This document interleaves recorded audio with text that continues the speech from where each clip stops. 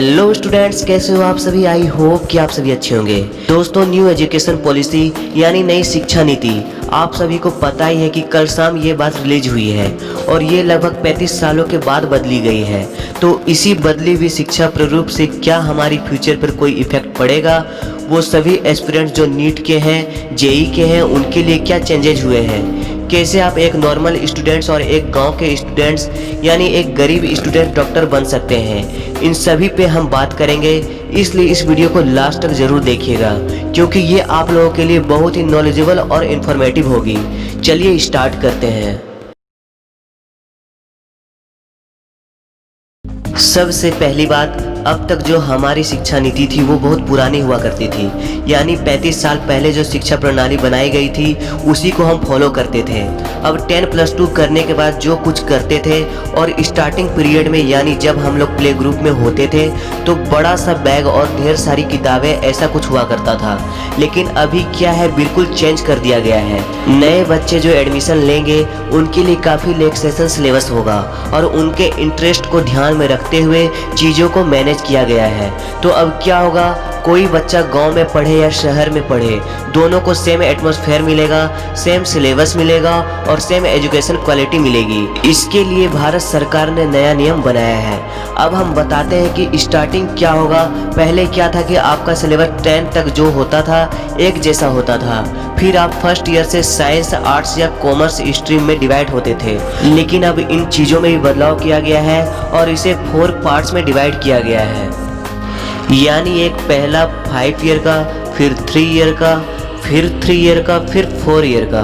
पहले play group से लेकर फर्स्ट सेकंड की जो पढ़ाई होती थी वो बेसिकली हर जगह अब सेम होगी और ये पढ़ाई एनसीईआरटी करवाएगा। प्ले ग्रुप से लेकर प्राइमरी लेवल तक की जो पढ़ाई होगी वो एनसीईआरटी के सिलेबस के अनुसार होगी। फिर सेकंड चीज़, थर्ड क्लास से लेकर 5th क्लास तक का जो होता है वो फ्यूचर को ध्यान में रखते हुए बच्चे किस क्षेत्र में जाना चाह रहे हैं उसी बेसिस पे उसको पढ़ाई जाएगी। ठीक है। फिर थर्ड स्टेप आता है, इसमें भी 3 साल की पढ़ाई होगी जिसमें 6, 7, 8 वो पढ़ते हैं। ये टाइम जो होता था ये बच्चों के लिए बहुत इम्पोर्टेंट होता था।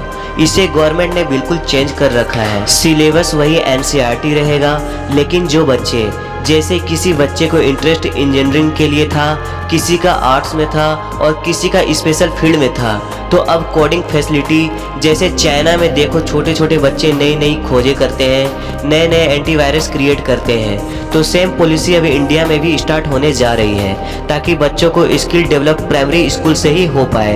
यानी 6 से लेकर जो 8 तक के बच्चे हैं वो कोडिंग की पढ़ाई करेंगे, यानी कंप्यूटर बेस्ड डिजिटल स्टडी करेंगे और वो जिस फील्ड में इंटरेस्ट रखेंगे उसके साथ में उनको आगे फ्यूचर में अच्छा उनको चांस मिलेगा।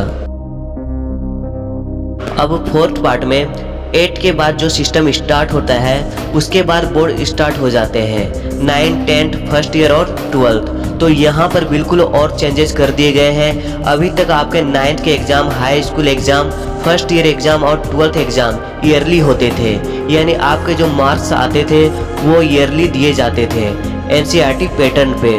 सेम एज अब एनसीईआरटी कॉमन कर दिया गया है और यहाँ पर अब आपको मस्ती करने का टाइम नहीं मिलेगा क्योंकि काफ़ी बच्चे यहाँ पर ही गलती कर देते थे। इसलिए इनका सिलेक्शन बोर्ड के बाद आईआईटी या नीट या अदर एग्जाम में सिलेक्शन नहीं हो पाता था। तो अभी क्या है कि 9th और हाई स्कूल, फर्स्ट ईयर और इंटर चारों के एग्ज़ाम्स सेमेस्टर वाइज होंगे।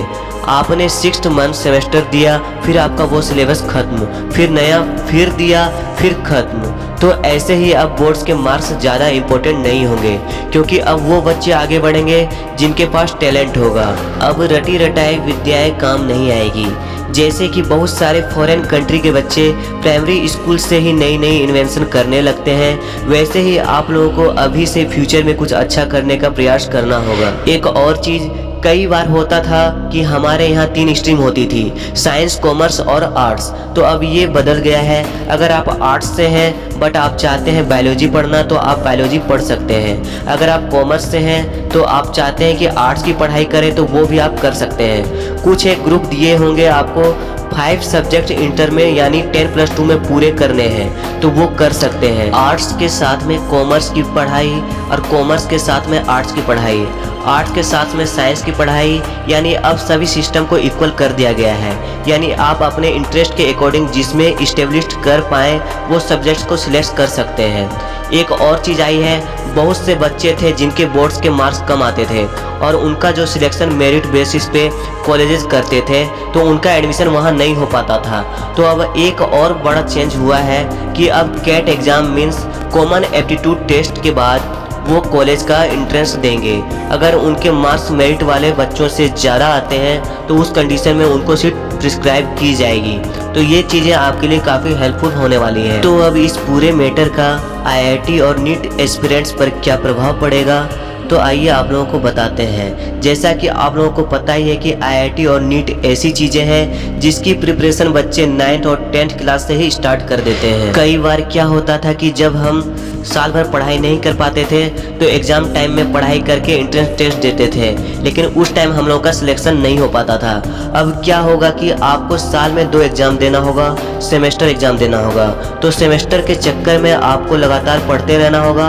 अब कोई बच्चा अगर कॉन्सेप्ट को समझते हुए फिजिक्स, केमिस्ट्री, बायोलॉजी या मैथ के बेसिक कॉन्सेप्ट को समझते हुए लगातार 9th फिर हाई स्कूल फिर 10+2 की चीज़ों को पढ़ेगा तो जाहिर सी बात है वो किसी भी एग्ज़ाम को क्रैक कर लेगा।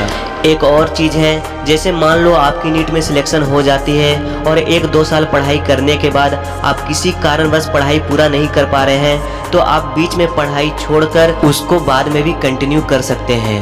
लेकिन अब तक क्या होता था, अगर आपने किसी कारणवश पढ़ाई बीच में ही छोड़ दी तो आपको उसके लिए एडमिशन लेने के लिए यानी फिर से एंट्रेंस टेस्ट देना पड़ता था, जो कि अब नहीं होने वाली है। आई होप गाइज कि ये आप लोगों के लिए बहुत ही हेल्पफुल होगी।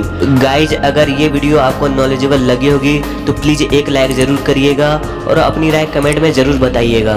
थैंक्स फॉर वॉचिंग, मिलता हूँ अगले वीडियो में।